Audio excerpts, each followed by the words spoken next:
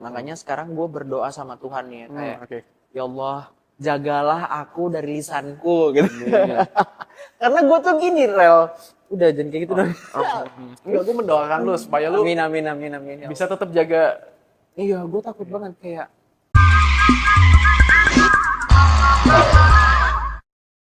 Halo semuanya, selamat datang lagi di channel YouTube-nya Melix Room. Kali ini kita kedatangan dengan konten kreator Agung Al-Fatan. Widih konten kreator banget gak tuh Wih, Rel. parah. Halo Sobat Melix di sini namanya. Melix fans. Oh Melix fans. Yes. Aduh kesannya kayak idol banget ya fans ya. By the way, kau sehat? Sehat aku. Arel gimana kabarmu dek? Sehat kau? Awak sehat. Sehat, oke. Sehat Oke. jasmani atau rohaninya, mentalnya juga kena? Enggak? Jasmani mungkin kalau dibikin grafik tuh 50, 30, 20. Widih. 20 ke arah mental. Wow, Lagi kurang stabil sepertinya. Gak apa-apa Rel, namanya juga hidup ya. Ya. Oke Al, kesibukan lu belakangan ini lagi ngapain aja Al? Oke, ini ngomongin kesibukan ya. Yes. Sibuk banget sih orangnya soalnya. Oke. Sibuk mikirin diri sendiri, sibuk mikirin masa depan. Enggak. Aku tuh lagi fokus kuliah Rel sekarang. Lagi magang di salah satu institusi pemerintahan Yogyakarta di JB Radio, Balai Tekomdik. Dan aku juga selain mahasiswa dan lagi sibuk magang juga lagi sibuk bikin konten di TikTok, di Instagram. Dan menjadi manusia gabut sih setelah itu. Oke. Iya. Manusia gabut ya? Iya. Oke. Gabutnya masalah cuan Itu ya, Beb. berarti sekarang lu posisi sekarang lagi di semester 6 ya? Yoi. Di semester 6 tuh sebenarnya dicampur ada KKN-nya juga nggak sih atau emang cuman magang doang? Harusnya Rel, kita tuh magang sama kakak itu di semester 7-nya. Jadi di paket itu oke. gitu loh. Cuman nggak tahu dari kebijakan kampus tercinta ini, jadi ya kita ngikutin aja lah enaknya gimana. Oke, gue pertama kali tahu lu sebagai konten kreator waktu itu Oke. gue sempat ngeliat di salah satu akun dari sosial media lu, Oh TikTok. ya. Itu ada beberapa segmentasi yang sampai sekarang itu lu bikin. Betul. Entah itu mulai dari skincare atau mungkin nge-review suatu makanan, Oke. daily life. Nah, awal mula, lu boleh nggak sih ceritain soal awal mula lu jadi konten kreator gimana? Waduh, basic banget ya Melix Friends ya. Kan cerita dulu. Iya, gimana? benar. Sepakat banget sih. Kalau kata Pak Ardian sepakat ya. Nah, kalau misalnya dari awalnya tuh Rel, ini tuh mungkin kayak sebuah gimana ya? Aku sangat ngerasa blessing dan beruntung karena gitu aku bikin TikTok langsung naik TikToknya dalam hitungan 1 minggu. Jadi itu sebenarnya itu yang benar sih kata orang, kita nggak boleh terlalu benci ya sama suatu hal. Aku tuh benci banget sama TikTok, Melix Friends dulu karena isinya kayak apa sih, maksudnya kayak joget-joget apa segala macam gitu. Kalau kita joget juga sekarang. Nah dulu tuh gak mau download TikTok sampai akhirnya temanku tuh ada main TikTok dan maksudnya berpenghasilan dari situ dari endorsement awalnya. Dulu tuh nggak ada affiliate di TikTok, nggak ada affiliate. Itu 2 tahun yang lalu 2021. Nah dari 2021 bulan Januari itu temanku main kan, dia kayak wah keren banget ya, dalam hitungan beberapa bulan aja udah punya penghasilan dan engagementnya tinggi banget. Konten dia juga ngobrol. Nah posisinya aku kayak baru kelihatan di situ kayak oh di TikTok tuh bisa naik, ngobrol tuh juga bisa loh, jalan-jalan juga bisa loh, nggak cuman kayak apa ya joget-joget apa pakai sound itu yang lip sync gitu. Akhirnya bikin deh konten nostalgia tentang teman-temanku yang ada di Medan awalnya. Kan aku udah nggak balik ke Medan tuh tahun ini, udah 6 tahun aku nggak balik ke Medan. Jadi melepas rasa rindu itu ngobrol kayak di Medan tuh perbedaannya Medan sama Jogja tuh apa. Sekalian juga jadi bahan untuk teman-teman yang misalnya mau merantau dari Medan ke Jogja tuh kelihatan visual Jogja tuh seperti apa. Akhirnya dari situlah naik tuh video pertama tuh kalau nggak salah aku kayak ngobrolin tentang pokoknya aku lupa ngobrol tentang apa. Video keduanya langsung naik gitu, di upload 2 hari kemudian itu nonton sampai 30.000 awalnya. Itu lumayan loh buat 50. buat Iya. awal-awal tuh lumayan ya 30.000. Mungkin Betul. yang besar juga. Oke. Sampai akhirnya di 1,2 M kalau nonton. Dari situ kayak rutin Rel. Februari 2021 dari situ aku tiap hari bikin konten sampai 6 bulan. 6 bulan tuh konsisten Tiap hari. setiap hari atau mungkin ada jadwalnya? Tiap hari. Dulu Tiap baru saya excited hari. itu gitu. Sampai oke. sekarang bikin ide, bener-bener kayak idenya udah dimasukin ke sana semua, jadi gitu. Simple as ngobrol aja gitu kayak gimana mereka ternyata interestnya orang-orang TikTok itu di situ akhirnya. Oke. Dan emang untuk pasar segmentasinya itu di Sumatera ya, di Medan ya. Di Jogja ini mungkin beberapa ada yang nyantol, ada yang tahu, ada yang paham, tapi memang tujuan aku tuh untuk audiensnya full dari kota di Medan Oh, maksudnya. oke. Kalau gue mau lari deh, kebanyakan orang sih sekarang mau jadi konten kreator Ya. tuh. Kendalanya karena alat. Ini sebenarnya basic banget sih soal Ya. alat. Yang mana ketika tiba-tiba mereka, nih gue ngeliat misalkan gue pacuannya seorang lu lah, yang sekarang ada di titik sekarang. Oke. Nah, gue ngeliat konten lu sebagai gimana caranya gue bisa ngebuat konten kurang lebih seperti lu. Dan di satu posisi, lu udah punya alat yang memadai untuk ngebuat konten sehingga kualitas video lu tuh oke lah Oke. di mata audiens lu atau mungkin di audiens lain. Nah, tiba-tiba gue kenal anjir nih gue nggak punya alat nih, nggak punya mungkin smartphone gue ya gini atau mungkin gue nggak punya mikrofon. Nah, dari lu sendiri gimana nih? Tantangan orang-orang yang kemungkinan mau bikin konten ternyata alatnya tuh nggak membadai dan akhirnya kayaknya gue ngurungin diri dulu Iya, ya iya, buat jadi Rel. Iya ya. konten kreator. Nah, kalau lu Kadang dari tuh lu gitu gimana? ya.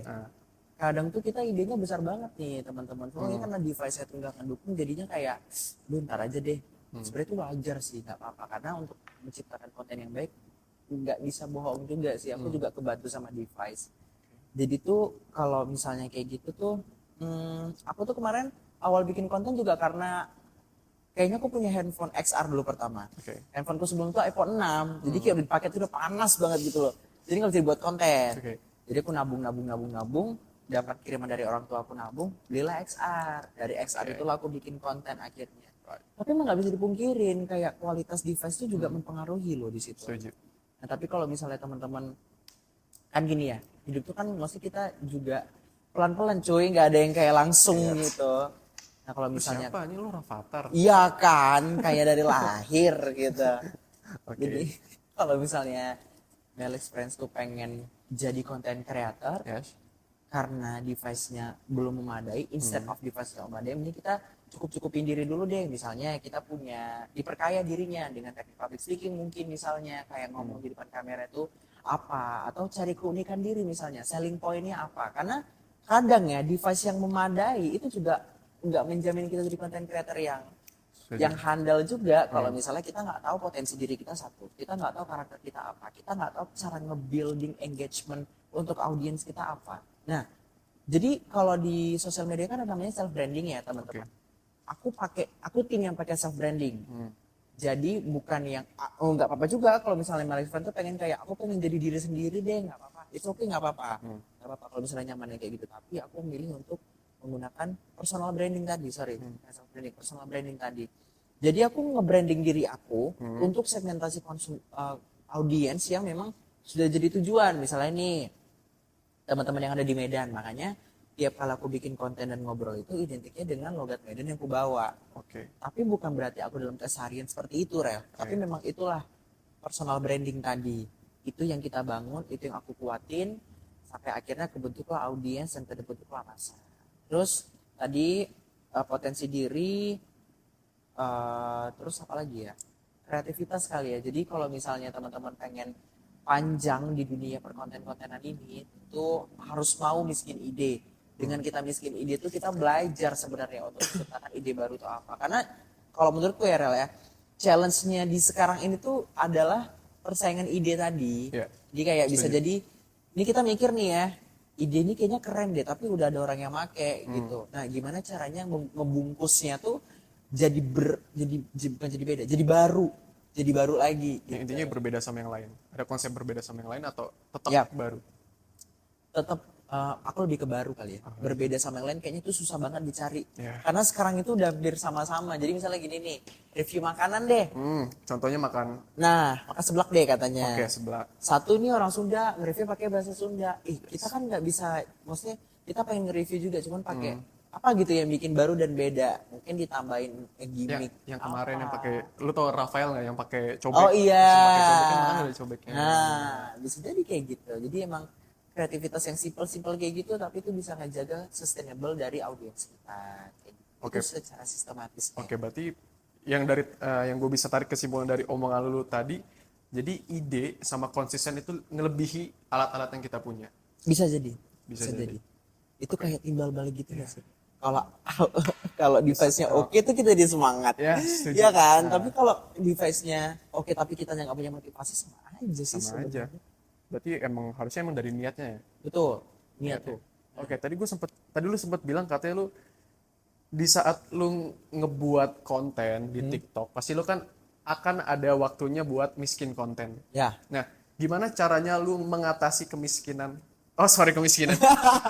Gimana caranya Iya, lu iya. mengatasi segala ide-ide yang tiba-tiba lu mungkin ngerasa stuck atau mungkin lu ngerasa ini konten apa lagi ya? Pasti kan semua konten kreator pernah ngerasain hal itu kan. Ya. Nah, kalau dari lu sendiri gimana cara ngeantisipasi dari lu tiba-tiba kehabisan konten? Ya.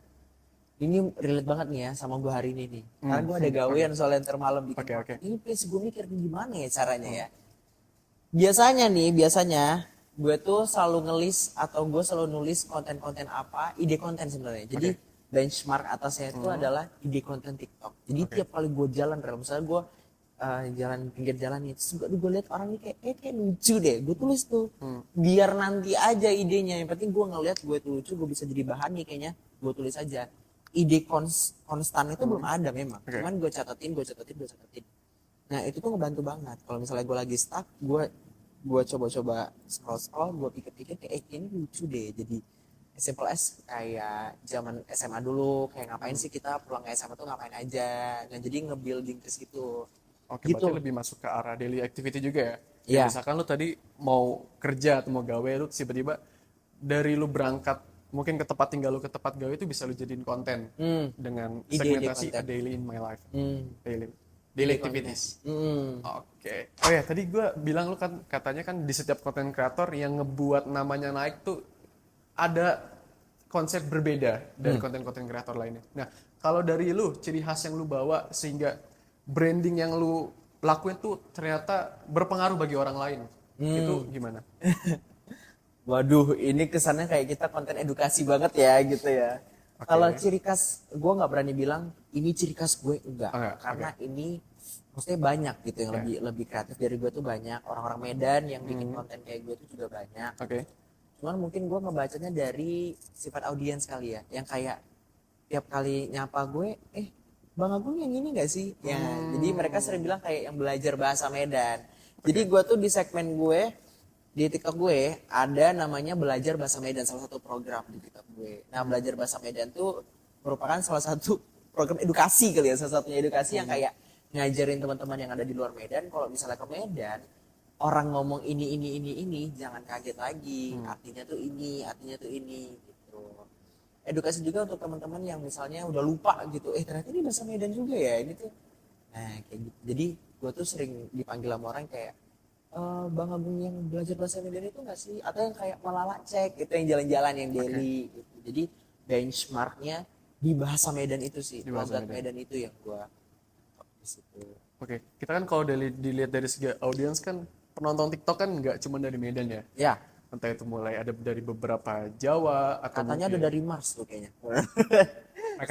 preketek. Wow. Terus? Oke, preketek. Preketek. Oke.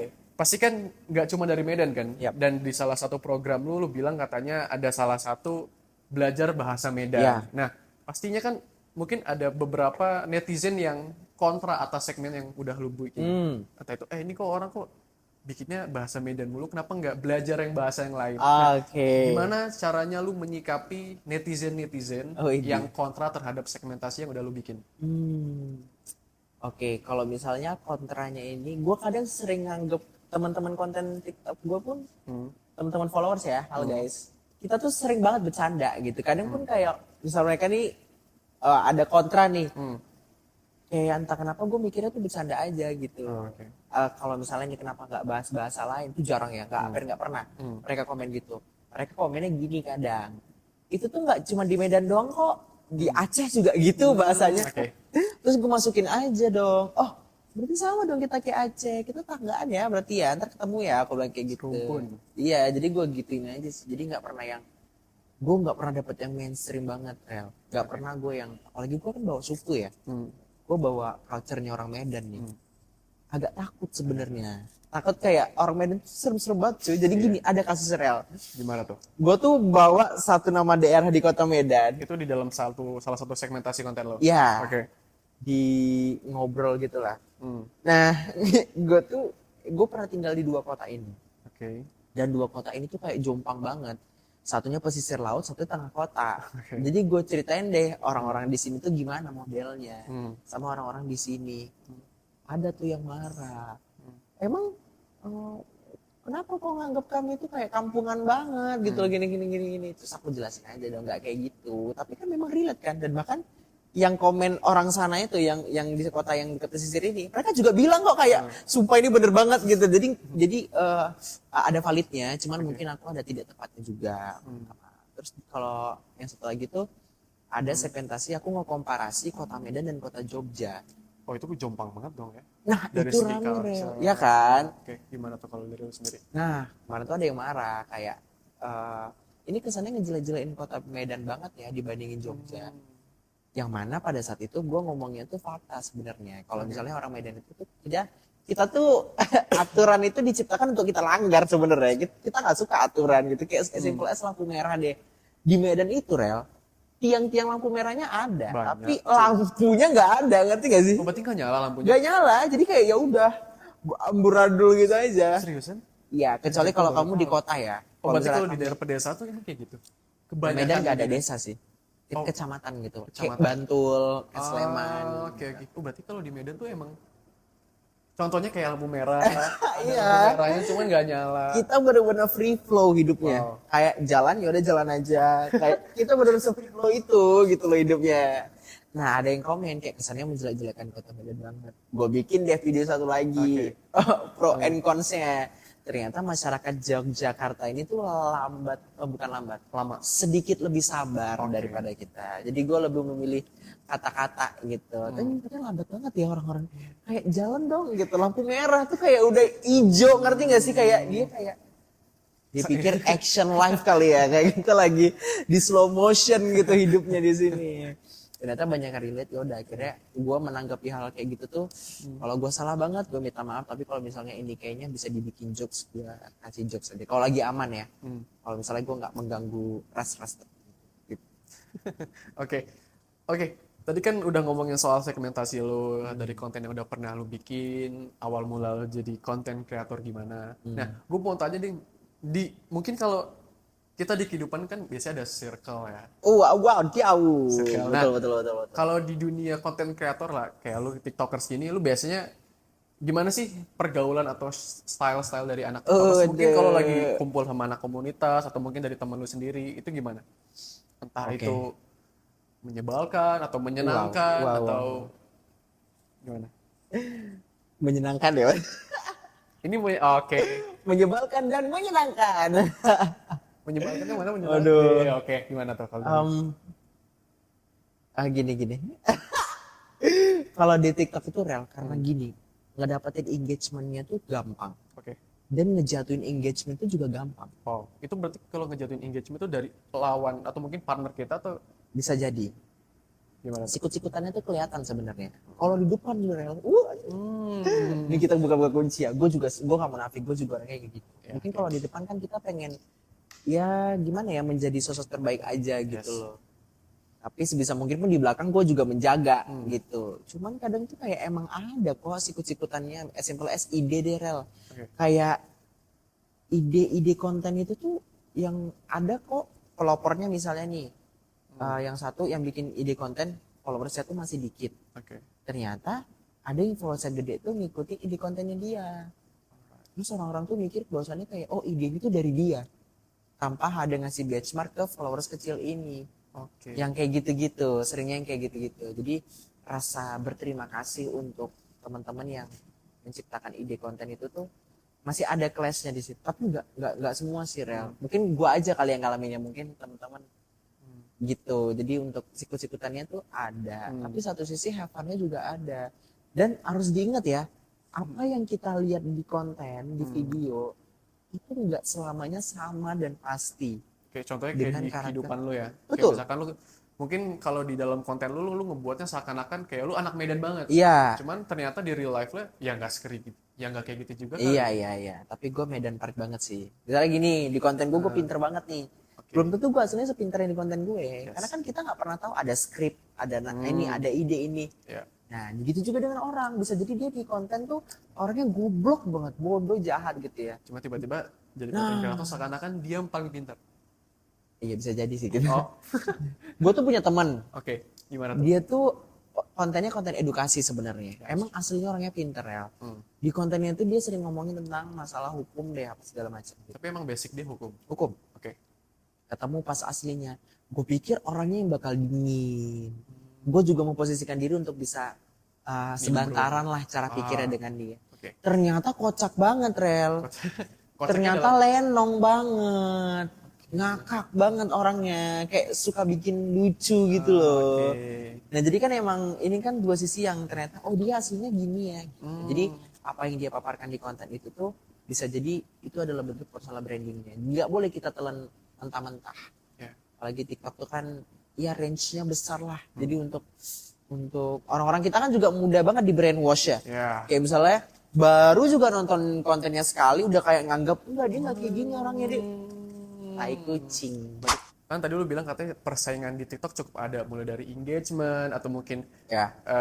komunitas yang udah pernah lu temuin sama anak-anak mungkin konten kreator lainnya. Nah, di dalam konten kreator itu biasanya ada nggak sih kayak drama-drama kecil atau mungkin drama-drama yang kayaknya nih masalah gini tiba-tiba jadi ngelebar, jadi masalah personal.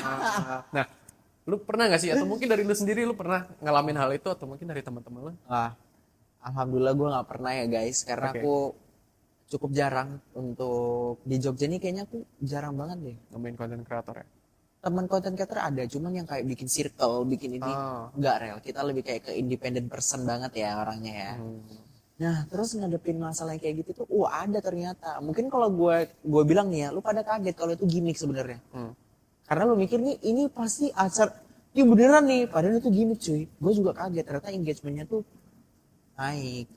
Gara-gara gimmick itu. Nah, itu salah satunya. Banyak banget Rel. Rata-rata tuh sekarang karena ide-ide yang apa sih yang udah mainstream banget nggak bakal naik. Jadi mereka ngasih makan audiens. Kalian juga harus pintar ya teman-teman ya. Ngasih makan audiens tuh dengan gimmick-gimmick yang kayak gitu. Dan audiens percaya-percaya aja gitu loh. Misalnya. Apalagi kan audiens Indonesia tuh kayaknya gampang ke brainwash ya. Gampang banget. Kayak misalkan gampang bikin konten apa yang mungkin setidaknya nih kayaknya kalau gue upload soal konten ini kayaknya bakal naik nih. Cuman tanpa menghilangkan atau tanpa mengingat kalau ada aspek-aspek yang kayaknya nih audiens nih perlu diperhatiin juga Iya. dari segi mungkin konten like yang Sepakat Rel. Itu gue sepakat. Makanya sekarang gue berdoa sama Tuhan nih ya, kayak oke. ya Allah jagalah aku dari lisanku gitu. Karena gue tuh gini Rel. Udah jangan kayak gitu dong. Enggak, gue mendoakan lu supaya lu Amin. bisa tetap jaga. Iya, gue takut banget kayak gue rebel ya. Maksudnya bahan tema obrolan yang gue bangun di TikTok tuh kadang rebel banget. Tapi gue tetap menjaga kata-kata yang gue keluarkan, kata-kata kasar yang gue keluarkan. Paling banter tuh gue ngomong bodoh deh, bodoh gitu. Tapi kalau ngomong-ngomong kasar tuh entry pointnya tuh gara-gara ada tuh adik gue ternyata. Kenapa tuh? Dia nontonin TikTok gue cuy. Jadi kalau misalnya dia terbiasa dengan kata-kata yang kotor, bahasa yang kotor, takutnya dia menormalisasikan hal itu dan dia mempraktekannya. Jadi audiens TikTok ini tuh luas banget. Iya. Kita download TikTok udah langsung bisa scroll loh, nggak perlu daftar. Kalau IG kan kita daftar dulu Harus daftar baru. dulu. Ya. Nah kalau anak-anak kecil tuh sekarang wah gitu download TikTok langsung. Jadi untuk kita teman-teman kreator juga harus pikirkan untuk anak-anak di bawah umur yang menonton konten kita tuh layak atau enggak. Yes. Kayak gitu. Setuju. Kita mau bahas soal privilege deh. Waduh. Sebenarnya kalau Boleh. konten kreator kan kayaknya butuh beberapa, kayak contohnya alat. Misalkan orang tua ngasih kita, support kita dengan cara ngasih alat, entah itu mulai dari kamera atau mungkin dari smartphone yang memadai atau enggak alat-alat lainnya kayak misalkan mikrofon, tripod atau mungkin lain-lain. Nah, menurut lo kalau di dalam dunia konten kreator tuh kayaknya perlu nggak sih privilege dari orang tua? Atau mungkin kayak misalkan ini orang tua gue nggak support, tiba-tiba apa gue ngide aja kali mungkin dengan cara nabung, dengan beli alat sendiri. Cuma tiba-tiba di satu sisi orang tua kan ada kan pemikiran-pemikiran yang mungkin pemikiran orang tua yang masih konvensional. Iya. Kayak ngapain sih jadi konten kreator? Emang bisa ngasilin duit? Kenapa nggak jadi PNS aja? Nah kalau dari lu sendiri gimana? Oke, thank you Rel pertanyaannya. Mungkin gue juga nggak mendeklarasikan gitu loh kayak gue habis kuliah gue nggak kayak gitu cuy. Jadi mengalir aja sebenarnya. Kalau lu ada niatan dan lu tahu potensi diri lu bisa bikin konten, bikin aja dulu. Kalau lu pun harus butuh support dari orang tua, misalnya kayak butuh device baru. Oke. Kalau ada, coba diminta. Tapi kalau nggak ada jangan dipaksain. Yes. Nabung aja. Beruntungnya tuh gue punya orang tua yang emang kita tuh terbiasa banget sama nabung. Jadi sebelum gue ke Jogja pun gue udah punya tabungan gitu loh. Jadi gue beli device gue sendiri, apa-apa gue sendiri. Jadi orang tua itu tuh bahkan nggak tahu kalau misalnya mereka tahu gue main TikTok tuh setelah 1 tahun. Oh. Karena adek gue juga. Oh, karena keciduk sama adek lu. Iya, ini kan abang ya kata gitu gini. Akhirnya tahu orang rumah dan since dari situ mereka juga nggak ada yang kontra gitu loh. Karena selagi konten gue itu apa ya tidak memberikan banyak keburukan terhadap orang lain, go ahead aja. Dan gue juga belum bilang ke mereka kalau misalnya gue mau fokus di sini. Oke. Gitu. Oh, berarti masih ke prinsip let it flow aja ya? Iya. Tapi gue juga serius. Satu sisi gue serius tapi satu sisi gue juga gitu lah, ngerti kan? Gitu. Ya kan lumayan bisa nambah-nambah duit jajan. Wah, bukan nambah lagi, Rel. Oh, Gila. memenuhi. Wah, Lebih bukan lagi. memenuhi lagi. Gila ya, cuy. Ya bayar kosan 1 tahun. Wah, bukan lagi tuh. Oke. Tips-tips buat teman-teman yang mau jadi konten kreator gimana? Oke. Waduh, ini tips banget ya kayaknya ya. Atau nggak kiat-kiat aja deh? karena Rel aku juga dibilang konten creator yang gede juga menurutku belum kali ya. Tapi suatu saat nanti mungkin. Amin. Amin. Nah, satu sih teman-teman semua mungkin konsisten ya. Jangan mau kalah sama mood, jangan mau kalah sama apa ya, emosi diri. Jadi orang yang punya apa ya, self esteem yang kuat gitu. Jadi jangan kayak kemudian ya gitu sih, karena gini, satu kerjaan kita itu nggak kenal waktu. Yap. Itu bisa jadi hal baik dan bisa jadi hal buruk. Yes. Hal baiknya kita bikin waktu kita sendiri. Kalau hal buruknya karena kita bikin waktu kita sendiri kita semena-mena. Nah gitu. Terus yang kedua, orientasinya dimantapin dulu. Kalau aku kan emang awalnya tuh aku nggak tahu ya ini salah apa enggak, cuman mungkin ini rezeki dari Tuhan juga. Orientasiku tuh sebenarnya adalah pemasukan tambahan. Jadi ke uang sebenarnya. Karena aku ngeliat temenku ini tuh banyak banget uangnya, cuy. Banyak banget dari endorsement, dari affiliate gitu kan. Di situ dulu awalnya. Nah, karena aku ngelihat ini bisa jadi ladang cuan, coba deh aku konsisten pelan-pelan gitu. Tapi kalau misalnya teman-teman semua orientasinya pengen entertain atau menghibur, juga nggak apa-apa. Sekarang tuh malah ya direksi aku tuh untuk entertain. Kalau dulu mungkin iya aku tetap butuh uang. Mungkin uang itu dulu nomor 1 kali ya. Entertain nomor 2. Kalau sekarang karena kerjaan sudah mencukupi. Iya, amin banget. Lebih ke OVT-nya gini, Rel. Kadang tuh kerjaan kita tuh bener-bener nggak tahu itu loh teman-teman. Kadang kan sebulan itu masuknya banyak banget, terus bulan depan sepi, kayak gitu. Jadi overthinking akhirnya memutuskan untuk udah deh kita gini aja.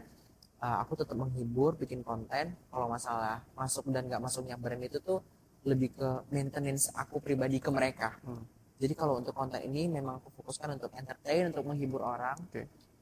Dan ya itu dikit-kitnya jangan mudah kalah sama mood sendiri. Kerjaan kita itu nggak kenal waktu teman-teman. Jadi kalau misalnya teman-teman udah bikin waktu, usahakan waktunya ditepatin. Misalnya postingnya jam segini hari ini, tanggal segini kontennya dibikin. Itu harus rutin ya, karena kalau TikTok ini tuh ada sistem algoritma. Sama sebenarnya semua konten, semua platform sosial media algoritma. Kalau di TikTok ini tuh agak picky sebenarnya. Kalau sekalinya kita naik, kita bakal naik banget, Rel. Nah, tapi sekalinya kita udah gak naik lagi, kita bakal jatuh banget. Yang mempertahankan itu yang susah. Mempertahankan line of engagement itu tuh tetap jalan. Banyak kok orang yang viral di TikTok, viralnya sampai situ doang. Iya, kadang cuma beberapa video, cuman pas bikin video lainnya kebanting lah intinya. Gitu. Terus berinovasi, ketemu yang paling penting tuh kalian coba cari support system deh. Support system tuh penting, apalagi kayak orang-orang kayak aku ya, yang sangat membutuhkan energi orang lain, butuh pendapat orang lain. Aku punya support systemku sendiri, itu dari keluargaku pertama. Kalau untuk brainstorming itu lebih ke teman atau sahabat kali ya. Orang-orang yang sebisa mungkin dia mau nasihatin kita, cuman caranya tuh mungkin menjatuhkan. Jangan kayak gitu. Pokoknya truly friends aja lah. Kita butuh ide baru, apa baru, kita ngomong sama dia enaknya gimana ya. Support system itu penting. Oke, berarti larinya lebih ke konsistensi, support system, Dan mungkin Basic banget sih sebenarnya. ide kali ya. Tapi kan itu kan basic-basic itu yang harus, jangan kan basic. Karena kalau orang mau jadi content creator aja lupa sama basicnya. Iya, iya, Gue iya. malah udah mikir, Iya. viral, cuman melupakan Iya sih. basicnya. Terus ada yang gini Rel, kayak enggak lah, gue kan nggak cakep, gue nggak cantik, gue nggak apa. Itu Kalau- pemikiran lo. Iya kan. Kalau dari lu gimana? Itu konstruksi sosial banget teman-teman. Ya. Jadi itu nggak ada ya sebenarnya. Banyak teman-temanku tuh yang justru dengan kekurangannya, brand-brand deh, katakan skincare deh. Oke. Skincare tuh sekarang nyari orang yang berjerawat tau, maksudnya biar bisa jadi bukti langsung bahwasannya produknya itu bagus. Siap. Jadi kalau mau kamu berjerawat, gendut, oke mungkin itu jadi kekurangan. Tapi aku yakin pasti punya ada kelebihannya kok. Misalnya kamu public speakingnya oke, terus looknya secara personal kamu pinter, kamu Yap. bisa ngomongin edukasi di TikTok. Orang-orang sekarang itu tuh nggak ngelihat itu loh, kayaknya nggak ngelihat itu banget gak sih kayak Kecuali kalau lu nyari kerja yang kerjanya wah itu busi juga sih, ludahin itu kan gitu. Anjir kalau ngomongin fisiknya jelek. Masa yang dilihat fisiknya nggak Iya, otaknya masa sih iya. kata gue. Oke, Banyak orang yang fisiknya bagus otaknya goblok. Ya nggak sih? setuju. Gitu, jangan mau insecure sama diri sendiri, cari potensi kalian, cari hal-hal yang bikin jadi selling point unik tuh di audiens kayak gitu. Oke, Al, thank you waktunya udah Thank menyempatkan you. waktu buat Bentar, ngobrol-ngobrol. Arel kira-kira mau jadi content creator nggak? Ini kan secara look nih udah oke nih. Dulu- Public speakingnya oke. Oke, dulu dari awal gue tuh mulai bikin konten kreator itu dari SMP. Oh, wah. Perkenalan pakai HP terus langsung tanpa editing, tanpa apa, langsung gue upload ke YouTube. Ternyata dari situ gue jadi dikenal branding gue sama anak-anak sekolah tuh, wah YouTubers nih, YouTubers. Oh, Akhirnya karena mungkin dari motivasi dari teman-teman, branding juga, terus akhirnya apa gue seriusin aja kali ya ya. YouTube. Akhirnya lari sampai SMA. SMA tuh udah punya channel YouTube juga. Kayak konten misalkan, cuman kontennya tuh belum ada konsep tujuannya, Ya. masih ngalir aja kayak misalkan ada game apa nih yang seru, GTA, jadi gamers, jadi vlogger. Terus lama-lama kayaknya kalau jadi konten kreator nih kayaknya banyak struggling ya. Banyak banget. Kayak contohnya kayak lu jadi kayak miskin ide, mager. Nah itu kan susah kan. Dan kita sebagai makhluk personal juga kayaknya kan sulit buat ngehandle nih. Ya. Nah akhirnya kayaknya gimana caranya gue tetap jadi konten kreator, cuman kayaknya gue butuh sesuatu yang lebih besar, yang bisa ngewadahi. Nah contohnya yang gue Iya. bikin sekarang saat ini. Waduh. Oke Al, thank you. Yap, thank you juga Rel udah mau undang ke Melix ya. Kapan-kapan lah. Dingin banget sih Iya, tangannya. cuy, gila. suasananya lagi enak Ada banget. anjir lu aja. Gimik. Hidup penuh gimmick. Oke, Al, thank you. Terima kasih teman-teman yang sudah nonton. Sampai jumpa.